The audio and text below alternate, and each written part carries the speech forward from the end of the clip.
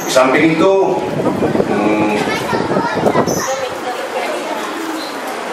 saya rasa kita umat Islam ni makin tercabar, sebab orang-orang cendekia kawan Islam ni intelek-intelek yang banyak terpengaruh dengan liberal, plural, bebas dan menganggap agama yang semua sama. Orang Islam itu sendiri, apa tindakan satu pejabat agama pun ada,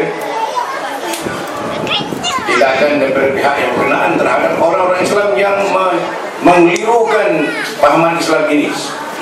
Tadi orang Islam supaya memahami pahaman bebas tadi, kebebasan, sedangkan tadi kita dapat kesimpulan bahawa salah dari segi Islam, ya, orang Islam ni menganggap pahaman bebas ini hak seseorang, sedangkan dalam Islam bila seseorang tu dah menjadi orang Islam, dia terkawal dengan undang-undang Islam, tak boleh keluar.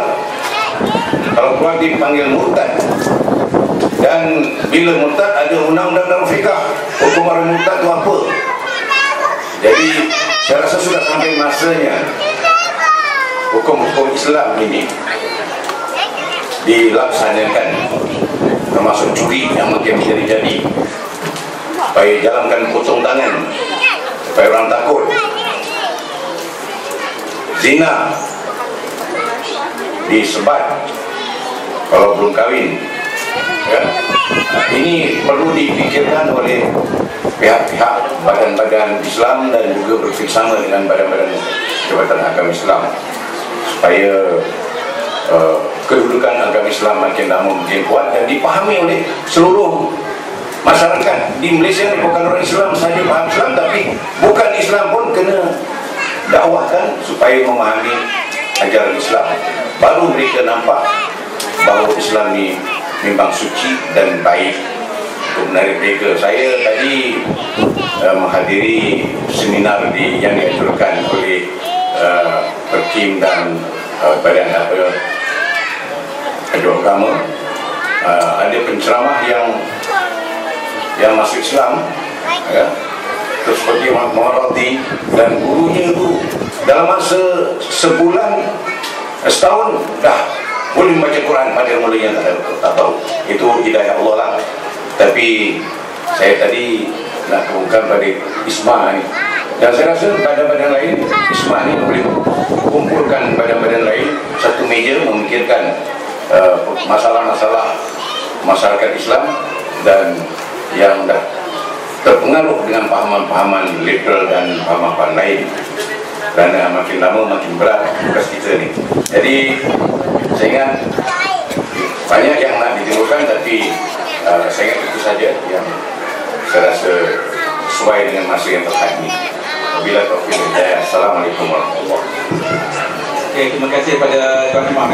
Jadi ada dua soalan, iaitu tentang dakwah kepada orang bukan Islam, dan satu lagi kepada Ustaz Rahimah. Jadi adakah mana-mana peruntukan yang mana kita dah tahu orang yang menganut pahaman liberalisme atau populisme ini memang bertentangan dengan Islam, ada tak mana-mana peruntukan untuk menghadapi dia?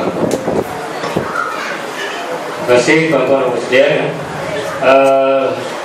Di Malaysia tidak ada undang-undang yang boleh mengiktiraf kegiatan LGBT, perkahwinan sejenis,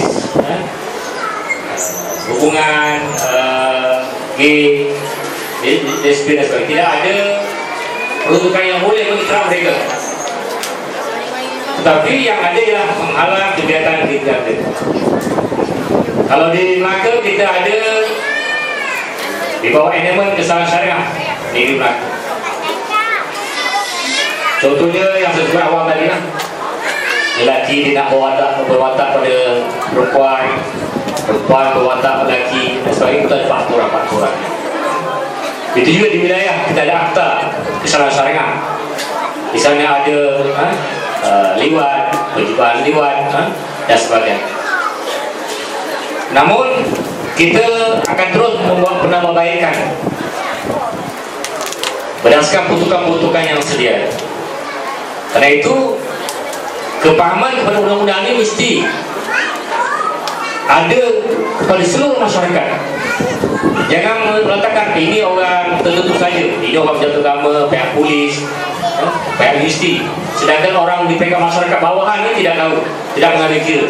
Itu tak boleh. Satu lagi yang saya tekan juga, respon daripada Ustaz Tuan Imam tadi, Ustaz Tanahuri, yang bukan orang lama yang menggerak pada dakwah ni, terlibat dengan Ustaz Ulama, Habib, Guru Takmir dan sebagainya. Kita ada peruntukan di bawah Undang-Undang Kawalan Pengembangan Agama Bukan Islam ke atas orang Islam. Ini juga tidak diketahui oleh orang awam.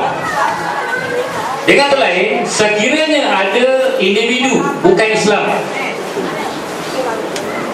apa saja pemahaman dia, membuat dakwah kepada orang Islam, sama ada menyebarkan risalah, bagi buku Bible, bagi pamphlet tentang agama bukan Islam kepada kita, tuan-tuan sebagai orang Islam boleh membuat laporan kepada polis, dan kita akan menyiasat di bawah Manajemen Kawalan Pengembangan Agama Bukan Islam ke atas orang Islam, yang akan dibicarakan di bawah undang-undang ini, bukan di Mahkamah Syariah, bukan, tetapi akan dibicarakan di bawah Mahkamah Sivil, kerana yang didakwa orang bukan Islam. Ini kita ada undang. Kalau Melaka tahun 1988 dah ada Manajemen Kawalan dan Pengembangan Agama Bukan Islam ke atas Islam. Jadi mungkin tuan-tuan pergi ke bandar, ataupun dulu pernah berlaku, dia datang rumah ke rumah, dia bagi risalah, ataupun panggilan telefon, panggilan telefon mengatakan malam ni kita buat perjumpaan di sesekian dewan. Bila tuan-tuan pergi, rupanya bukan kelas ataupun direct seni sebagainya, tapi ada unsur-unsur dakwah agama bukan. Tuan-tuan terus beraduan kepada saya ataupun kepada Balai Polis Berhampiran, buat report, kita akan siasat siapa mereka yang terlibat di belakang tadi. Itu undang-undang yang sedia.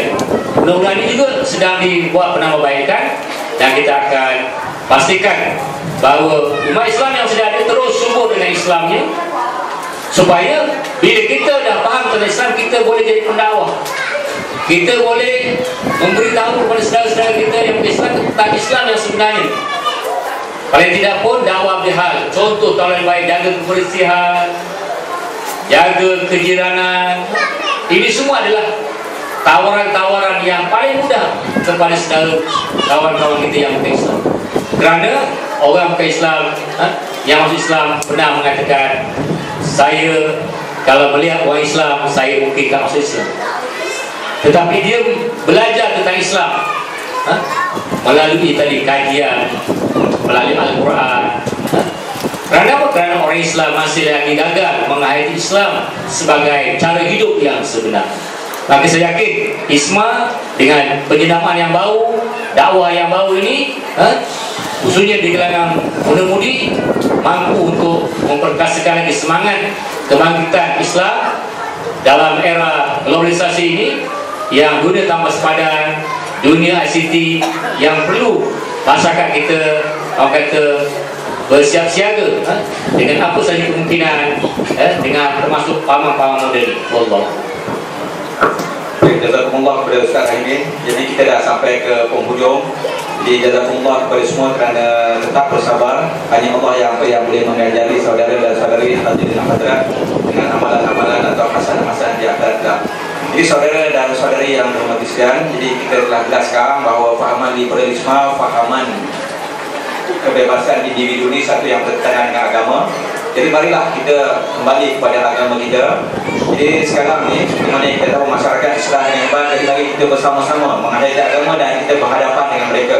Jadi kami, ini sebagai satu contoh yang mudah yang boleh kita perhatikan, daripada ISMA bekerjasama dengan Masjid Al-Abrar Semabuk dan juga wakil daripada Jabatan Agama Islam. Jadi kita berganding bahu, tolong-menolong untuk memahamkan masyarakat dan juga mempertahankan agama ini seterusnya memberi peringatan kepada masyarakat tentang bahaya fahaman ini. Jadi seperti mana yang sebut awal tadi, Isma ni itu kata sederhana, yang kata bergerak pun agak sederhana. Jadi kalau diperkukuhkan lagi dengan kerjasama masjid, pihak-pihak jabatan agama dan juga individu-individu, kami amat-amat mengadukanlah ya. Sebab kami nanti lepas ni nak buat program terpakai lagi. Jadi kalau ada di sini yang di luar kawasan Semabuk ni yang berminat dan kita faham perkara yang sebegini, tajuk-tajuk yang seumpama ini, liberalisme, pluralisme, bahaya fahaman-fahaman sesat lain, insyaAllah kami memang bersedia lah. Jadi sebagai akhirnya, sekali lagi kami mohon, saya sebagai moderator mohon maaf kerana pelajar sekali waktu. Tapi apapun akhirnya kebaikan akan kembali kepada kita. Jadi segala kelemahan sama diri saya dan pihak ahli panel, kami memohon kemaafan kerana tidak ada manusia yang sempurna, semuanya ada salah dan silap. Jadi maafkanlah kesalahan kami. Dan saya kembalikan balik dalam majlis ini kepada pengacara ataupun kursi majlis. Jadi saya sekali dengan Assalamualaikum warahmatullahi wabarakatuh. Begitulah tadi perbincangan yang telah dilaksanakan dengan begitu jelas, dan saya harapkan semua tuan-tuan dan puan-puan faham apa yang dikatakan tadi. Majlis mengucapkan ribuan terima kasih kepada ahli forum, dan seterusnya saya menyebut Pengerusi Masjid Al-Abrar Tuan Haji Osman bin Baba yang diiringi oleh Encik Saudara Muhammad Aznan bin Abdul Latif untuk majlis penyampaian cenderamata. Dipersilakan yang pertama Yang Besar Ustaz Ahmad Zain Abidin selaku moderator untuk menerima.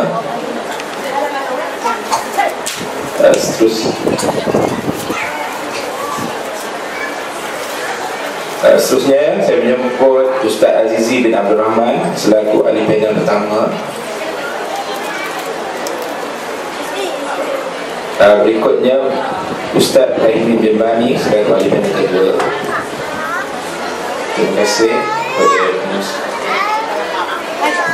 Hadirin yang dirahmati Allah sekalian, majlis kita sudah sampai ke penghujungnya. Sekalung budi dan junjungan kasih diucapkan kepada semua pihak atas sokongan dan kerjasama dalam menjayakan program pada malam ini.